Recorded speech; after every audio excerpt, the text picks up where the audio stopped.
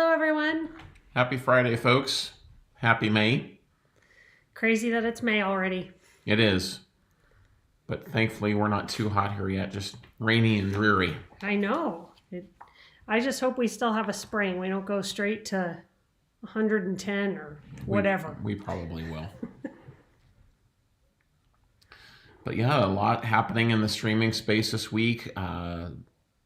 The biggest news really coming out yesterday when Roku announced their earnings that they are going to be purchasing Frndly TV, which we will be discussing here in a bit. But just wanted to go over some deals before we get started. YouTube TV is still at $60 a month for the first 2 months. That's good through July. But the nice thing is that they've got a 21-day free trial right now, so 3 weeks for free. Fubo is still at their $20 off a month for Pro and Elite, making them $65 and $75 for the first month. DirecTV still offering $10 a month off of their respective plans. Sling is back at half off for the first month, and Max is still offering their prepay annual deal, basic with ads for $80 for a savings of $20, standard for $140 for a savings of $30, and premium for $170 for a savings of $40. And just one note, we will not be live streaming next week. Nicole will be out of town visiting her parents. And you don't want to sit here and listen to me for 30 minutes by myself. So we will be back on, today's the 2nd, so back on Friday, May 16th. Howdy. And so the first story we're going to cover this week is we've been asked this a few times with the Pac-12 scheduling for football games. It came out this week that what the agreement is going to be. And this was as of Tuesday that this came out. And we have some light on what the 2025 season is going to look like in terms of streaming for both Washington State and Oregon State before they add all the other schools. Last season, the games were largely on CW, with a few of them being on Fox. That's no longer the case for the 25 season. It, like other sports, is going to be more fragmented. And it's important to point out that this is only good for the 25 season. There are still ongoing talks for long-term deals and will not necessarily be what's going to happen for the following seasons. Additionally, the games included are only the home games for Washington State and Oregon State. Washington State has 6, Oregon State has 7 this upcoming season. And although the league did say that it's in advanced discussions with the, I already covered that, sorry. So in addition to the CW game, there are going to be some games on CBS and on the main ESPN channel. CBS will air 2 games. Those will be the Washington versus Washington State game on September 20th and Oregon State versus Washington State on November 1st. ESPN will also have 2 games. Those will be the Cal versus Oregon State game on August 30th and Houston versus Oregon State on Friday, September 26th. The remaining 9 games will be on the CW. And Commissioner Teresa Gold said in a statement regarding the deal, having Pac-12 football featured across 3 leading broadcasters in CBS, the CW, and ESPN in 2025 will provide tremendous exposure to showcase Oregon State, Washington State, and our brand in the Pac-12's final season before expansion, unquote. We'd say yes, this is providing some exposure, and it shows the league is actively working to get agreements. But they have more work to do with to get at least one other football playing school in the league because currently they're only at 7. And we will add that what the statement overlooks is, and we're going to discuss this here in a bit, next, is that it's further fragmentation of this league going the way of other live sports. And we'll be, I know we're, 4 months out from college football season, so we'll make sure to include this in our video that we'll have closer to the season. And really, it's just, as Nicole's going to touch on, it's really just frustration because that people are going to have, because it's going to be spreading across these games across 3 different networks, and unless you have a plan that carries all of them, you're going to be missing out. Yeah, it's funny when you said go the way of. Dodo Bird popped into my head. Yeah. I just thought, unfortunately, being able to find your sports easily seems like that's what's happening. So, yeah, staying on the topic of sports fragmentation here for our next story, we have covered a number of times the frustration that many streamers have trying to watch their favorite live sports games. Games from all the major professional sports leagues are being spread across multiple platforms, as well as John's touching on just in this most recent story, for college sports as well. And we got further confirmation of that this week in TiVo's 2024 Video Trends Report. So we wanted to share a couple of things from that with you. This one we found really interesting on sports. So some stats that stood out to us from this are, as you can see on screen, 77.9% of people polled watch sports regularly. That's a lot of people. That's almost 80%. About 40% said that a pay TV service is the primary way that they watch live sports. Nearly 60% said they're sometimes unable to watch a specific sporting event because it isn't available on any of the platforms that they have or use, and that this happens a few times a month or more for almost 40% of users. Nearly half of respondents said that they feel frustrated that sporting events are now shown on different platforms, which they don't subscribe to.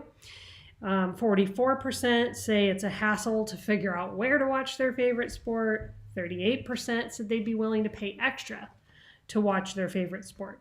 And the key way that people polled respond to not being able to get their live sporting events is just to skip it altogether, with almost 38% saying that. Other options were going to a sports bar, though that was just 23%, or about the same for going over to a friend's house. About 20% saying they would subscribe and cancel after the game, and then about 17% saying they would watch on the radio. And none of this is surprising. We see it on a regular basis. Someone gets frustrated because they can't watch their favorite live sporting event, so they go without. And all of this is at a time where more fans are turning to streaming services to watch, sports, their favorite teams. So streamable report on demand services like Max that have some sports built into them, maybe Peacock, Paramount Plus. So what does all of this show us? Well, a few things. There's an opportunity for providers who can bring sports viewing together in one centralized location. 2, there's likely going to be a breaking point for fans, at which point increasing numbers of fans will just pull back and not watch the sports that they want. And that platforms and leagues risk turning off fans and having it blow up in their face. And we particularly thinking about the NFL here. It is aggressively spreading its games across as many platforms as possible.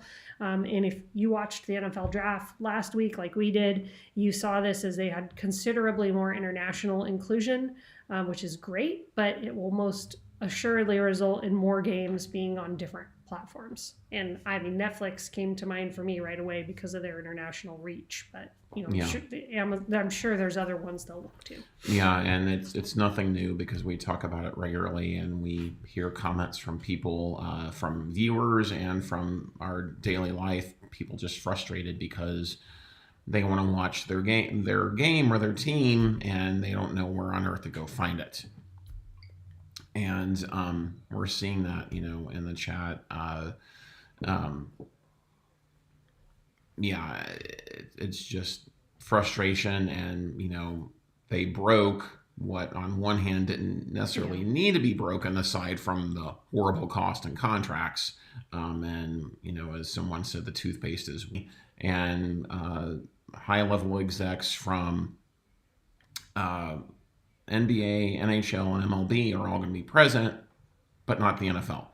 And what could potentially come into play is a bill that was signed back in the 60s, I believe it was, 1961, I think it was, that restricted the NFL from airing Friday night, and what was the other night? Saturday night games between in September to November, to allow for people to watch college football games and high school football games. And the way the NFL is going, they could be creeping in on that. And of course, 1961, that was far before streaming, and so hopefully Congress is able to do something, but I'm not hopeful at all. Yeah, because the laws haven't necessarily applied to streaming services yet, you know, which is how Hulu Live and other services have been, YouTube TV have been able to, engage in some of those carriage agreements. And Paul brings up a great comment with DirecTV. My Entertainment, would Sling possibly drop its orange package and just replace it with the flagship ESPN service? I've not thought of that. That could be interesting. I could see how they might want to do that to try and keep customers. We actually have a Sling review coming up here in the next week or two that we just finished, because we've been off of the service for probably a year or more, at least the paid option. And we discussed that a little bit, but I could see them wanting to do that, because once flagship comes out, then why keep orange if ESPN is the reason? Yeah. And we think they should look at something like DirecTV is doing and have a skinny bundle that doesn't include sports for a lower even price point than where they're at. Yeah, so next we're going to go on to the big news of the week that came out yesterday afternoon during Roku's earnings, that Roku is acquiring Frndly TV. They announced this during their earnings release yesterday. The earnings, as an aside, was just over $1 billion, with revenue increasing by 16% at a loss of $27.4 million, or 19 cents a share. And last year, Q1 of last year, was a loss of $50.9 million. So they're going in the right direction. So the news that they're purchasing Frndly TV, while it is a big thing, I had read some reports of rumors last week that Roku was possibly looking at Sling, and that would be considerably bigger, I think. And I don't know how they would do that, but it is huge for the streaming space. Roku is paying $185 million to acquire Frndly TV, and it's expected to close this quarter. So by the end of June, Frndly TV's team, including its execs, will stay on after the acquisition finalizes. Hopefully not major changes to what the approach that Frndly takes. And this is really an intriguing combination, and one that honestly makes sense, given that Frndly is really that super low cost, super affordable live TV service. Roku is combining the Roku technology with Frndly TV's platform. Makes sense. Roku's founder and CEO Anthony Wood said, quote, "Frndly TV's impressive growth and expertise in direct-to-consumer subscription services make it a compelling addition to Roku. This acquisition supports our focus on growing platform revenue, and Roku builds subscriptions with a live content offering our users love and industry-leading price point," unquote. And we really wonder what Roku is going to do with Frndly. I think there's a lot of opportunity there for them. It's way too early to figure out what those changes will be. So just as to give a 30,000 foot view, Roku has over 90 million monthly users as of January, and that stands to grow more as people are looking to cut costs. And that doesn't include the number of people who have Roku devices that may not be streaming on the Roku channel. We would anticipate considerable promotion of Frndly TV on the Roku platform through the devices. As far as we know, Damien, it will not be free to Roku users. I would actually assume that we could probably see a price increase in the next couple of months of $1 or $2 to help subsidize the costs. So if they do that, they could potentially, do a promo for Roku users to get them in. And I think it would really behoove them to do that if they're wanting to drive those signups to get them in that Roku ecosystem. And the company reported having nearly 36 billion hours of streaming hours during Q1, which is an increase of over 5 billion from Q1 of last year. This doesn't even touch the sports that Roku channel has, the Sunday morning baseball. Now, necessarily, they're not major sports of yet, aside from the Major League Baseball. But it's a sign that it's expanding its offers to attract as many people as possible. And one thing for certain, I think it's really It's my thought too. That the streaming space needs to take Roku seriously. I like your point, Woodage. I thought too, maybe they would put a few Frndly channels in their free streaming guide to try to get people to sign up.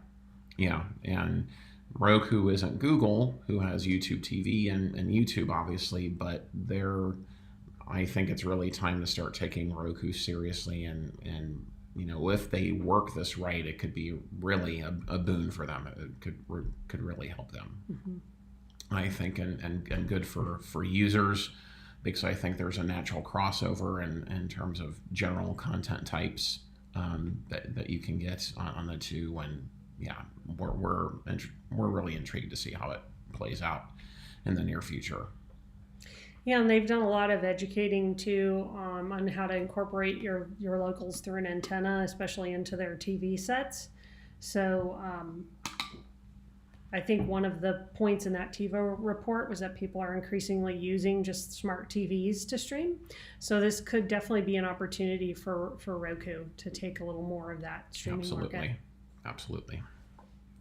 Okay, so our next story is about content leaving a streaming service, and that is the news that Hallmark will be leaving Peacock. So since 2022, Hallmark fans have been able to stream all of their favorite shows on Peacock. As of a couple days ago, that is no longer the case.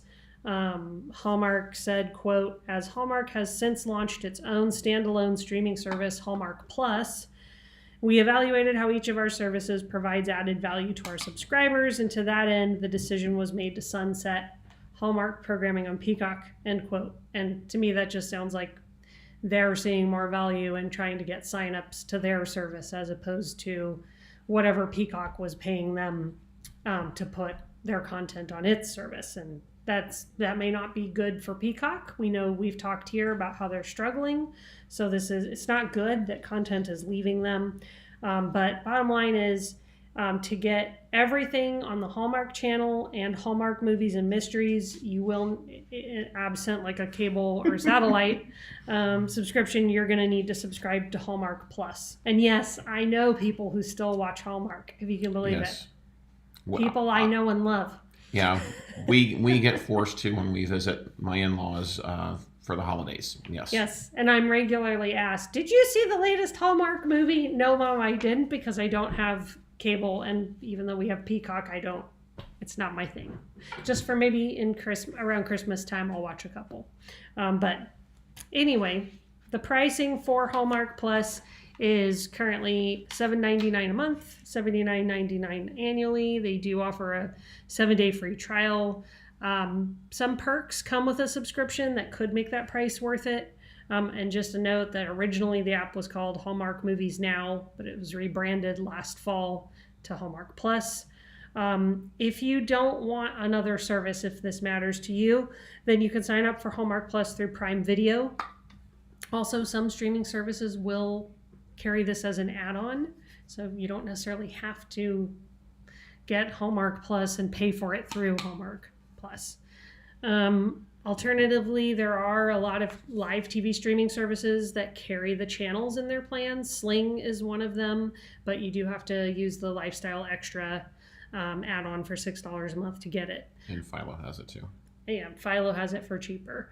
And I'm trying to remember now, does Frndly have it? Not all of them, I don't think. Okay, but that could even be maybe a better, cheaper option if you don't need everything on Hallmark.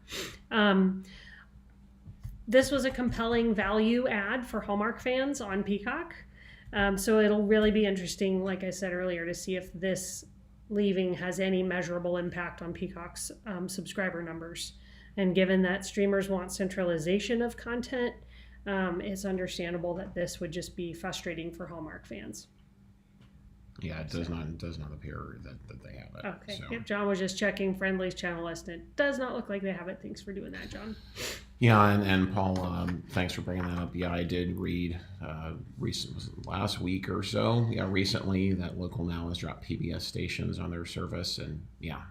And I just saw news this morning that via executive order, funding is going to be cut for PBS and NPR, so that could have an impact on PBS programming and KPBS programming as well, potentially. Yeah. So our next topic is we're going to go back to the TiVo report that Nicole was mentioning about frustrated sports fans, and that is entertainment spending is down.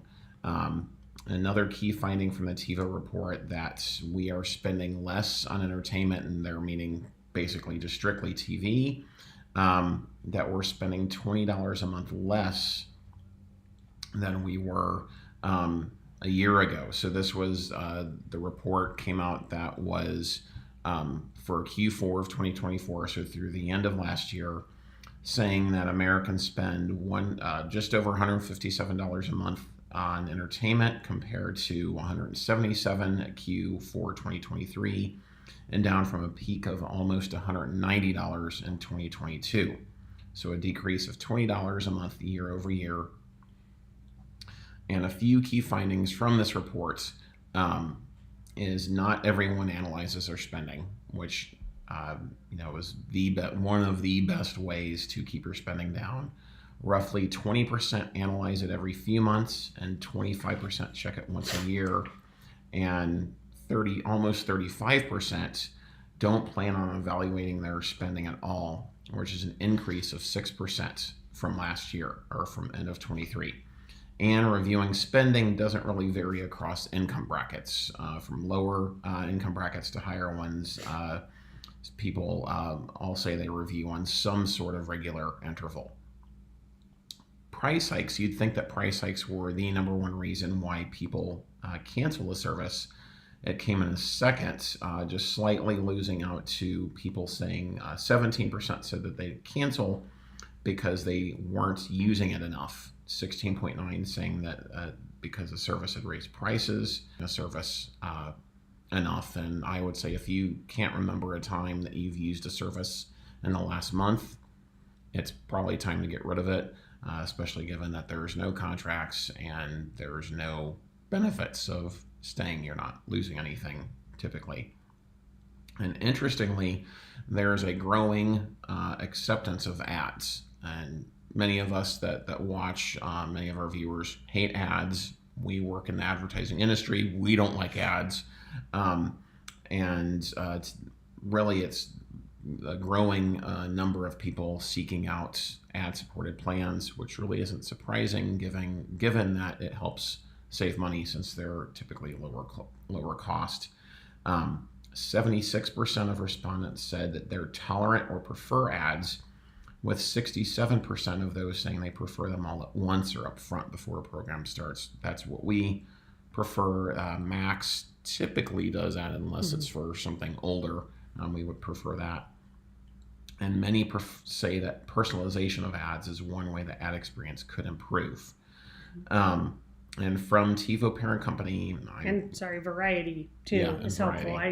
I've been watching Prime Video original, and I've noticed there's a lot more ads in it, including a pause screen ad from Prime Video telling me to upgrade to Prime Video without ads, which I thought was interesting. But at least so that was all annoying. Yeah. But at least the ads were for something different every time, as opposed to the same ad over and over again. That's really, I think, one of the most frustrating experiences. We've seen that on Disney Plus, I think, quite a bit. Yeah. Excuse me. And I'm going to butcher the pronunciation on TiVo's parent company, Xperi. Chief Product and Services Officer said, quote, "We are seeing a shift in consumer priorities as they look for ways to reduce the number of services they use without sacrificing access to quality content. As consumers face economic uncertainty, there will be increased pressure on the entertainment industry to deliver quality content and keep users engaged for long periods of time," unquote. Surprisingly to us, getting a deal isn't the key reason people sign up for an SVOD. In fact, it was 4th in the rankings. Having a large library of good programming is the key reason people add a service. And another interesting number to share is that our numbers are decreasing. They're saying that Americans have, on average, 9 services, which I find a bit high, to be quite honest, versus a peak of almost 12 at the end of 2022. And password sharing does not seem to be on the decline, with 35% saying that they've shared passwords for at least one service. And a few things stick out to us, chiefly that value is going to continue to be the key issue in our current economic climate. Regularly monitoring what you're spending is going to continue to be a need, and ads for many isn't the deal breaker that many of us think they are, as ad-supported plans provide a value option, although these platforms that listen to viewers on ads will set themselves apart. And I'm thinking of like Max and Netflix, who typically have a better ad experience versus Paramount Plus or Disney Plus. And yes, Apple TV Plus is still ad-free. I know that they had been putting out there that they were going to add an ad-supported tier. That has not been added yet. Given that they're still losing money, I'm surprised that they're not introducing ads. Yeah, and Justin, your point there, getting up and moving around rather than be subjected to the same ads. I really hope that these services, I think it's because they have low ad inventory, so they don't have enough advertisers to have the variety that they should have. And advertisers care about this because you're not going to be more likely to buy their product if you're completely annoyed by them and want nothing to do with them. So it's in everyone's best interest to improve that, and I expect that they will. So with that, let's take a look at another story. It's our last one, in fact. Yeah, our last story, and that's on DirecTV's skinny bundles. They've been out for a little while now, and there was a report from Antenna that we found interesting, wanted to check in on how are these new skinny bundles performing. And just as a refresher, My Sports came out in late January, and then My Entertainment, My News, and Mi Español came out in late February. And also even further back, it's good to remember that DirecTV fought really hard for the ability to offer skinny bundles when it was in its carriage dispute last year with Disney. So Antenna released this study this week showing how successful signups were for the skinny bundles. They found that roughly 10% of signups DirecTV got for the month of March was for one of its genre packs, as they're calling them, rather than its traditional, much more expensive signature plans that really act like true cable replacements. And this is against total signups for DirecTV Stream, which were roughly 200,000 for the first quarter of the year. And this amounted to about 7,300 signups over the month of March for one of these skinny bundles. And while this may not seem like that large of a number, there are a few things that the Antenna research revealed. First, signups have increased every month since they were first launched. Second, the number of new subscribers looking for one of these skinny bundles doubled from February to March. And that has to be in large part due to the introduction of those 3 new plans. But it's still encouraging to see, for at least for DirecTV from their standpoint. And third, My Sports accounted for just 3% of the total signups for the month of January. So the NBA and NHL playoffs began in April. Major League Baseball started in late March. So it stands to reason that DirecTV may have seen because now it's May. They may have received more signups last month. So we'll have to keep watching it and see. Antenna did not reveal the number of subscribers who switched from another signature plan to one of these skinny bundles, or former subscribers who may have returned. So that should be kept in mind. Bottom line, it's really too early to tell how well the genre packs will be truly successful for DirecTV.